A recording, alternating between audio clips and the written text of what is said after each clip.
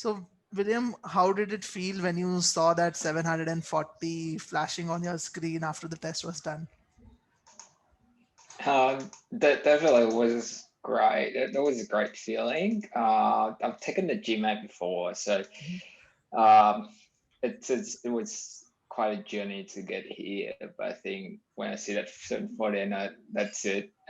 No more waking up early to actually have to study every morning, and trying to get to where I need to. So it was such a relief, and more than anything, but then the assignment definitely was there. That it is finally done, and I can get on with other stuff that's important for my application later on. So a part of one part's done, they can get to the next more exciting stuff. Yeah. Exactly. GMAT is more like a roadblock between you and that MBA dream that you have, like overall. So it is a big block Yeah. that you have to lift, and definitely it's a big relief. I remember when I scored at 740, and I was like, okay, now I'm done. At least I don't need a better score for my application. Like if I want to apply for a scholarship, that's a different thing. But for application, at least I don't need a better score than this. So good. So what was the split like that you got in that 740? They got Con 50 and Verbal 40. Okay, Yeah. okay, that's good. And so basically, in this attempt of yours, like when you got a verbal 40, uh, what was different from your previous attempts? Let's say you mentioned that you have taken several attempts on GMAT. So what was different from your previous attempt in this attempt overall, which helped you get to this number? Yeah, so I think between this time and the last time I took it, a big part of it is actually in I feel more confident when actually doing the exam. So Mhm, I think a lot of it was, especially in RC, mhm, on I know that my reading skill was okay, and I never actually following any certain like defined approach per mhm, se for my last attempt. And this time, a lot of credit to Sunita.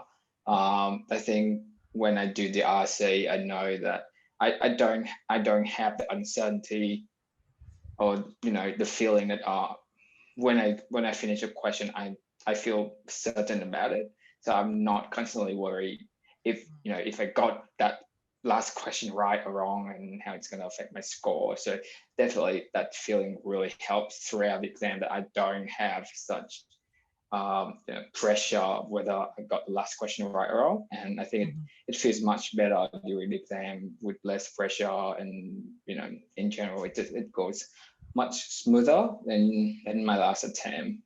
So you felt much more confident when you were answering the question overall. So that's a great feeling to have, because then you don't have to really worry about what has happened in the past. So you're focusing completely on the question at hand, and you get a better result. Yeah, exactly. Okay. Yeah. So tell us a little about what you changed with this approach. You mentioned that there was some change, some other method that you used to follow previously for RC, but now you are doing it in a different manner, like after your discussions with Sunita. So what is that change? Like a lot of people struggle with RC. So just elaborate that a little. Yeah, so I think a lot of it is that before I was quite confident with my reading comprehension in general, because I read a lot. But then during the exam, I kind of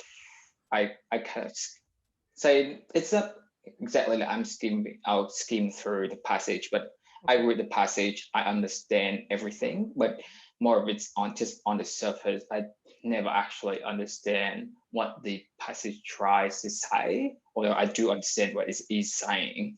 And I think GMAT, different from other English exams that I have taken, it Mhm, goes through another layer of meaning behind what it's saying, and it asks mhm, you such things that you really have to infer, for example. And I think throughout my study with Sunita, I think it was really helpful that she points out bit and pieces what that sentence is really saying. It's just not what the words are saying. It's what the author is trying to convey to you. I think that was really important. And from the RC session I had with Sunita, she really helped me to understand that that is where my head needs to be. And when I read a sentence, I need to infer to such level. It's just not simply on the surface of the words. So you have to kind of get to what the author is trying to tell you. So that's a really big change that I find, and also because of that, I didn't really. So before I was taking note during my RC passages, so that is completely unnecessary now. When I read the passage, I understand it. I pretty much remember what it's saying. So it saves a lot of time when I get to answer the questions. I don't have to move back and forth anymore and try to refer back to the passage. So I think it did save me a lot of time as well, rather than spending 3-4 minutes on a passage to read it. And then when you go to answer the question, you actually have to refer back to the passage. It's going to take another 2 minutes per question. Okay. So overall, it's really time saving. Great. You kind of actually answered my next question also. When you were answering, telling us about the approach, I had another question in my mind about the timing part, but you kind of took that up. So just to summarize, so basically earlier you used to follow skimming, where you were focusing on what is written in the passage, as in like what is on the surface. But now you started looking at the intent of the author, like why is that written, not what is written, but why is it written overall.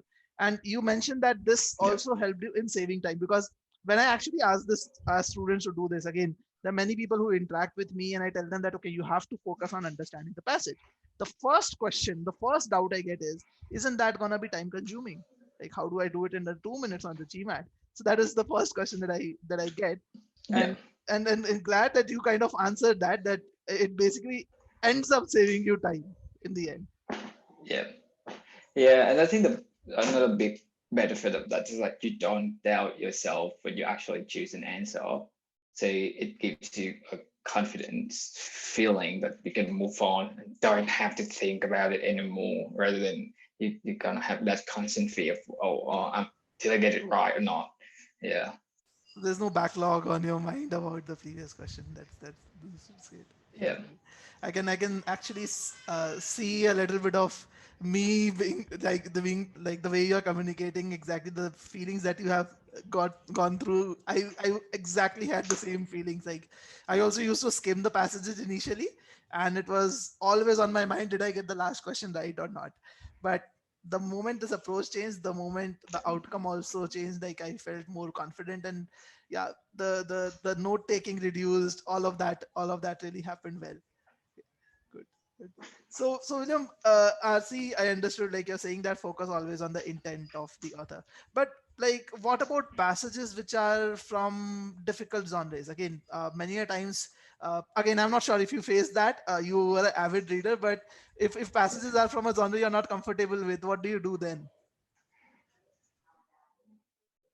I think, yeah, quite interesting. Like I enjoy reading science passages, but actually when it got to GMAT, somehow humanity and stuff about history seems to be more bearable to me. So, but then I remember during the exam, I actually got like 2 science passages, and it's somehow science passages in GMAT are convoluted most of the time. I don't know if it's just me or other people also feel that, but I think actually I didn't really need to understand exactly the meaning or how a lot of actual science in the passage, but I could, by just reading the words and trying to connect the sentences and what the sentence, how is one sentence relates to the other sentence, it really helps me connect the dots within the passage and what is trying to say and what sort of, I don't know, how in general, like for example, the mechanics of, I don't know, the universe, how it forms. I think that's one of the passages in my actual exam. So I think being able to understand the intention of the author and why the author is saying such thing helped me a lot in connecting sentences to one another, and it creates like a mental picture of everything that fits together. So yes, I don't I didn't really need to understand every little detail in terms of how each word in the sentence, but then I could get the idea of what the author is saying, and I think that that was enough to help me answer the questions. So basically, you don't need any outside knowledge. You just need to focus on the context, which is basically said by the passage. Again, very important point. A lot of Exactly. people think that it's the genre that is creating issues for them. They say that okay, it's just about if I get a science passage or let's say a humanities passage, I struggle. But what they fail to realize is at the end of the day, it's about reading and contextualizing. If you read it properly, you don't need to have any outside knowledge. Okay, great. So William, Yep. we talked about RC. Definitely, I think that RC was one thing which changed a lot. We'll talk about SC and CR and maybe a little bit of quant also because you have also achieved a quant 50. But tell us a little about your like the Yeah. work-life balance. Like you are into investment banking, which is one of the most hectic profiles that one can work with. So how did you manage your daily study schedule along with your investment banking job? Yeah. Yeah, I think yeah, try getting a start is hard when you have like all these commitments to actually do during the day. So the way that I did it was actually I always allocate 2 hours in the morning. I try to wake up early, like at around 5:30, and do around 2 hours of study before I actually getting to work.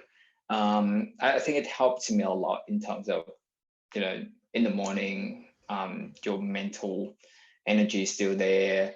You can actually get your ass to a study room and sit there and do a good 2 hours of study.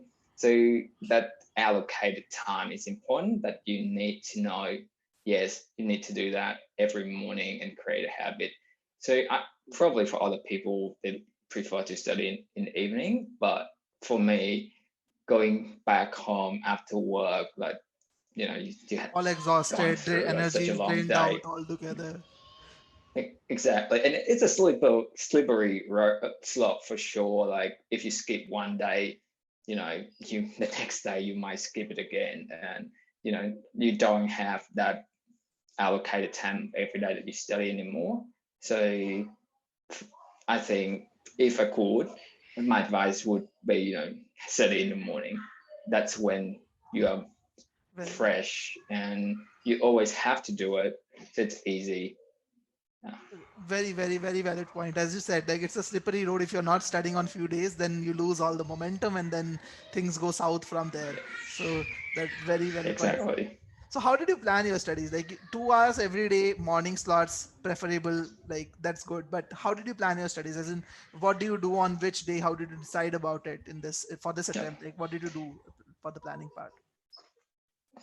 Yeah, for me, my quant skills are quite all right. I got improvement from 49 to 50, but in general, I think it really depends on on my like if I have a good day or a bad day during the exam. It fluctuates between 49 and 51.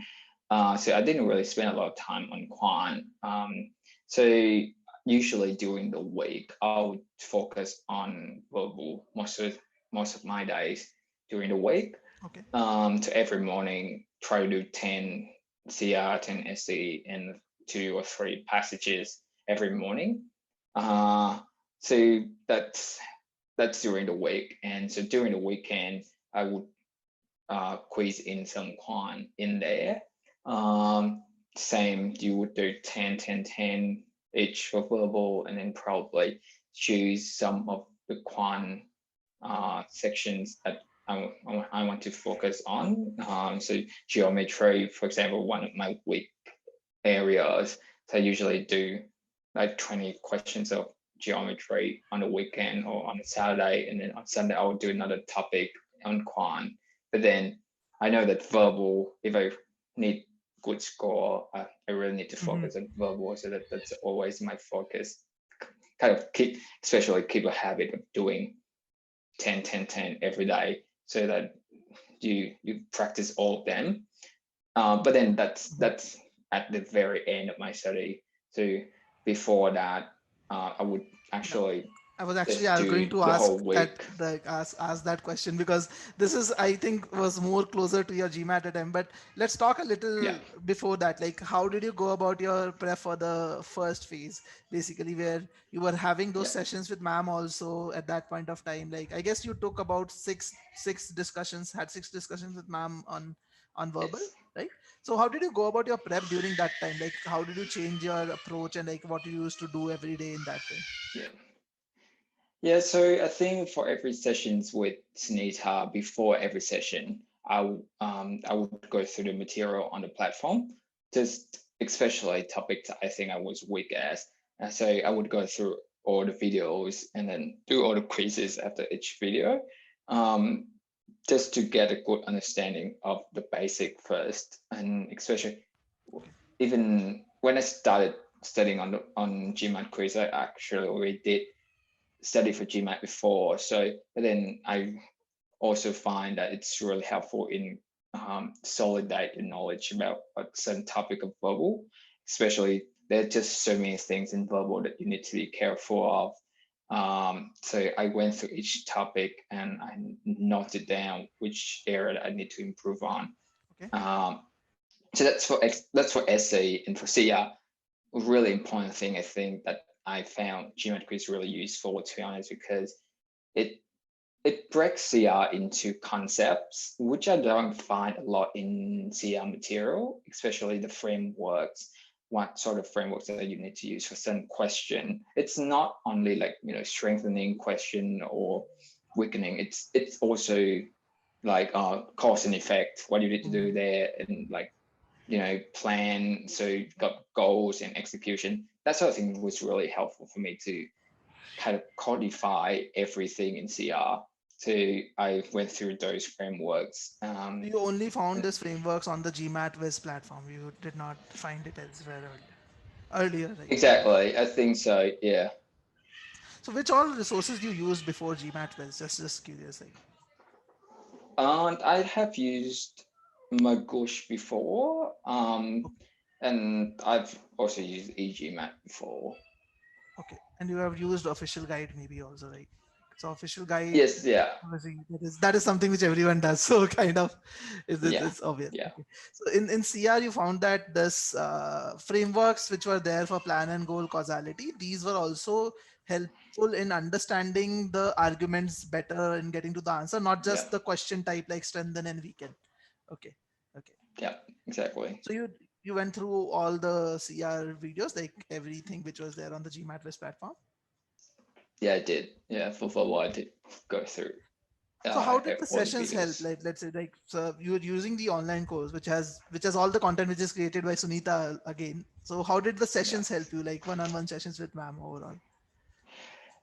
I think I really appreciate Sunita's effort, and I think all the sessions was extremely helpful for me, because even you can imagine, I don't know, probably you can watch all the videos as many times as you want, but having that one was so important in understanding little in, like, especially probably like there's something that you always miss when you just watch the video, and Sunita would call it out and tell you Mm, if you actually get a question right for the right reason, and mm, if you get it wrong, of course she would point out why you got it wrong.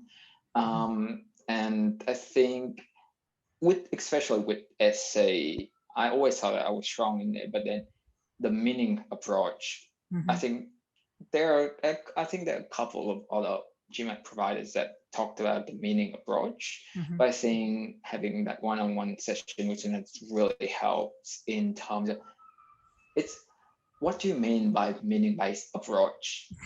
And True. it's just not, yeah, it's just you need to understand the meaning, but like what is exactly the meaning of Yeah. that sentence? So Sunita was really helpful in pointing out those things that I think even if you study the GMAT a couple of times, so you don't Mm. have someone there to point out those little things Fine that details really, that are there, the small, tiny things. Yeah. exactly. And I think that's what you need to actually get you to, above 700 level. Otherwise, everyone could get there. Yeah. It's Yeah. just by watching videos. Yeah, that is true. See, what happens is when sometimes when we look at the meaning-based approach, the thought that comes to our mind is, okay, when we are solving the question, we have to think about the meaning.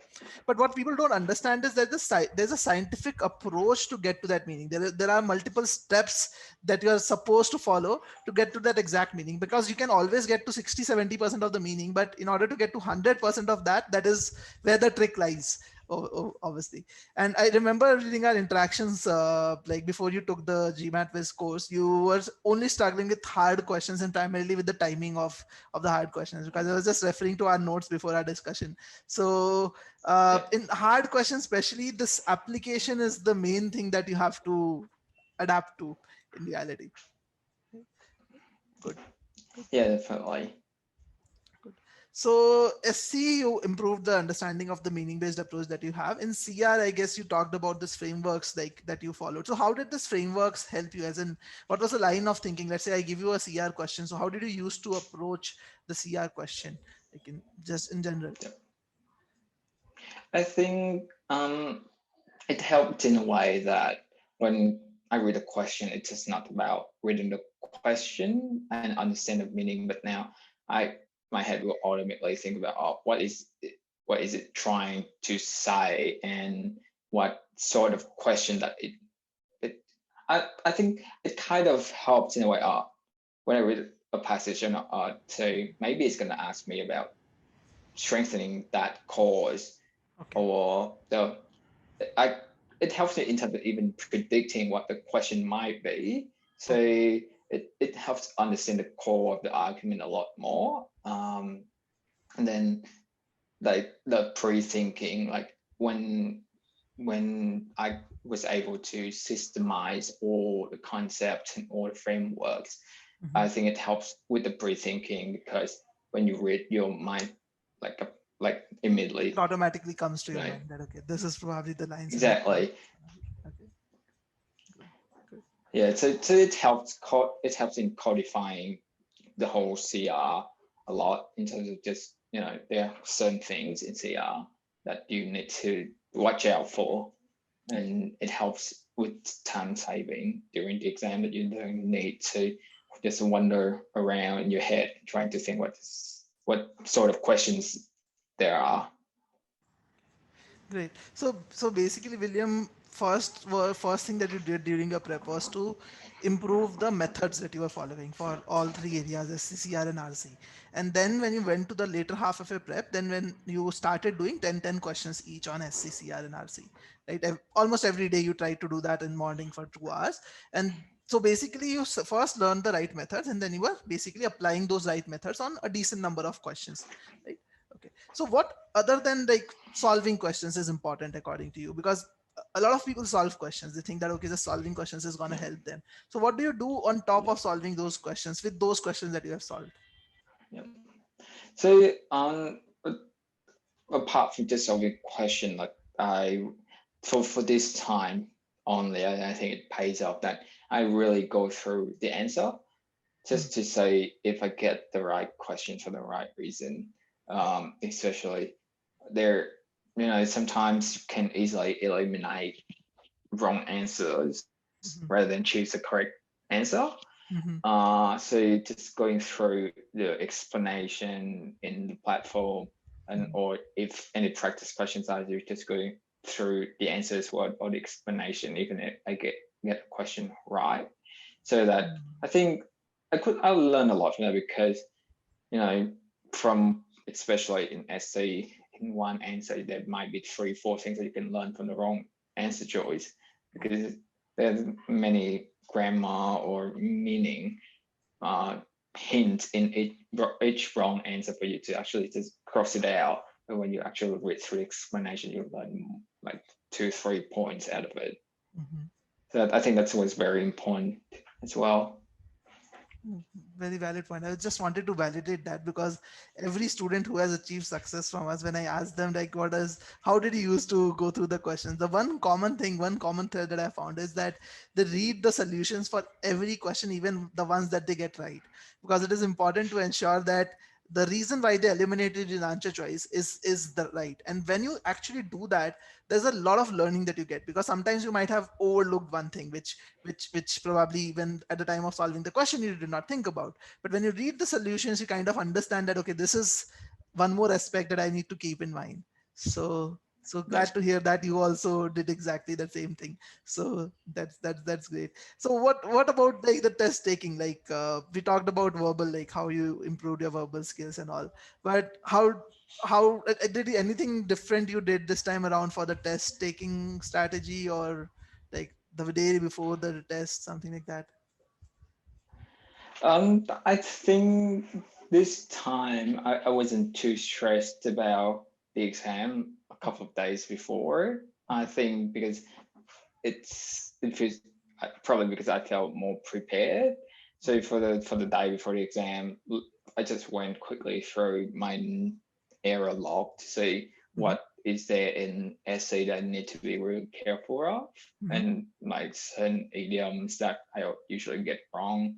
Okay. I go through that just before the exam, and that's so verbal. And for I think for Quan, a lot of reviewings actually on exceptions with I think especially with data sufficiency, there are a Mm-hmm. lot of exceptions that you need to be careful of. Just for example, sometimes prime is number two is the only even Mm-hmm. prime. That Exactly. sort of Those exception minor that you really exceptions, need those to small be special careful properties, of. kind of.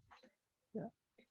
Exactly, and I think most of the time that efficiency would try to trick you just because of that one exception you don't remember, that you just get that question wrong.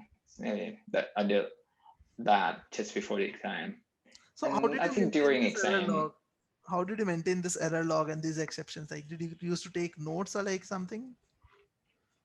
yeah, I think with the exceptions, I do have like a notebook of just exceptions of quant Okay. properties I need to remember.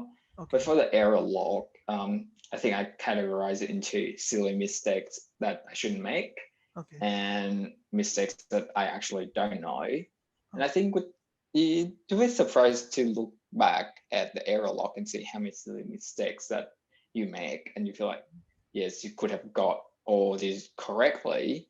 And when you look at it, that's just so many of them, and that's at the point that you need to be so more careful.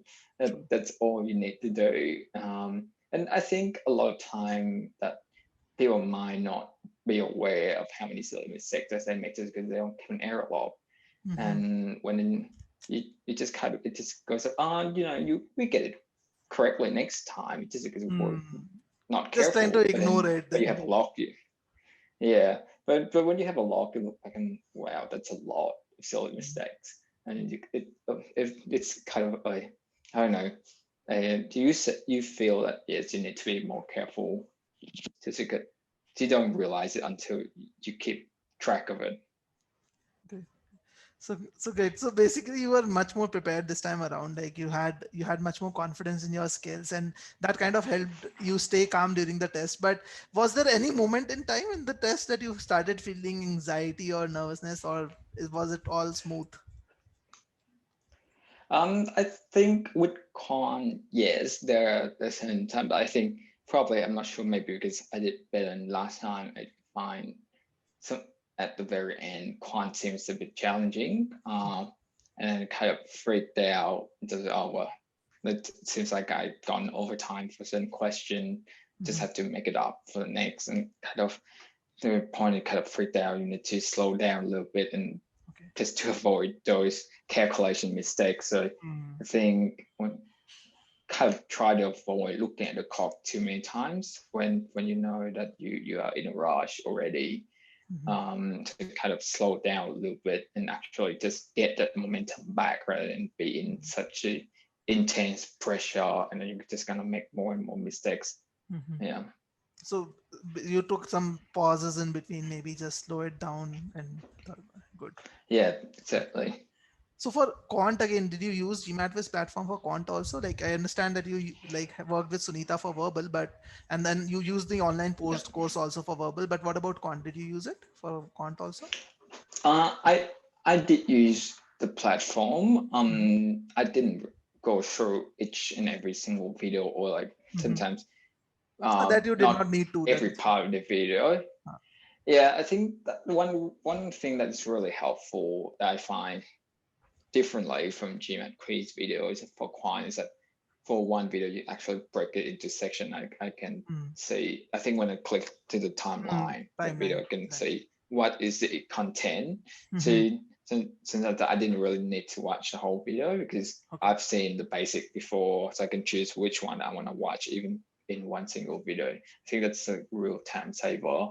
Like if you don't need to go through the basic, it saves you a lot of time to actually get more practice rather. Okay, so you focus more on practice. You did some videos on your weak areas and some concept boosters, but primarily you use it for practicing questions overall. Okay. Yeah, and probably watching those common pitfall part of the video, that was helpful. I just say common pitfalls, people make mistakes there, and yes, I was probably those exceptions that you were writing in the notepad came from a lot of common pitfalls that you would have seen. Okay. Exactly. Yeah, that's right. Good. This is really helpful, William. I'm so happy that you have actually got to that 740 mark now. So what is the next goal like? Which colleges are you targeting now? I think I'm planning to apply for at least 3 of them. Just 3 to 5 of them this September. So of course, I'm targeting the big 3: Harvard, Stanford, and one.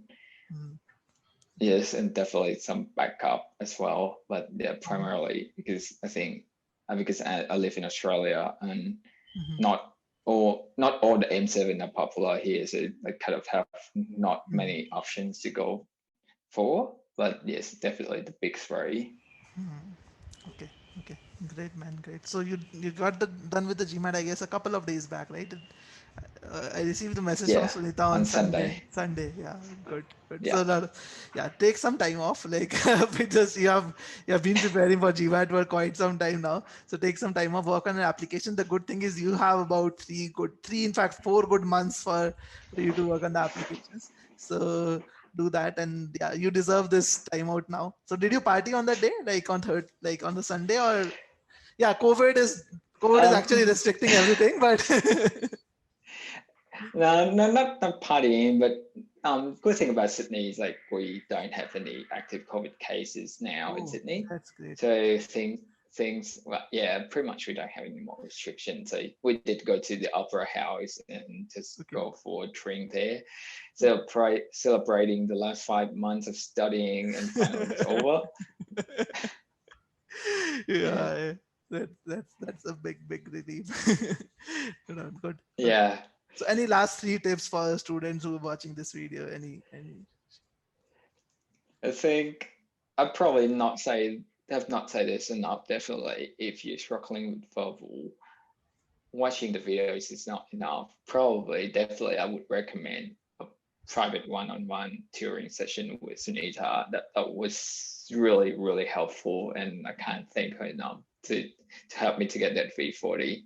And yes, definitely having someone there to point out the mistakes or the part that you never actually recognize is very important, especially in verbal. So definitely shout out to Sunita. No doubt. I have been a student myself, so and when I was like struggling to find a good verbal faculty that time in India, that the coaching that I was studying for, and you won't believe that I actually interacted with 15 to 20 different verbal tutors.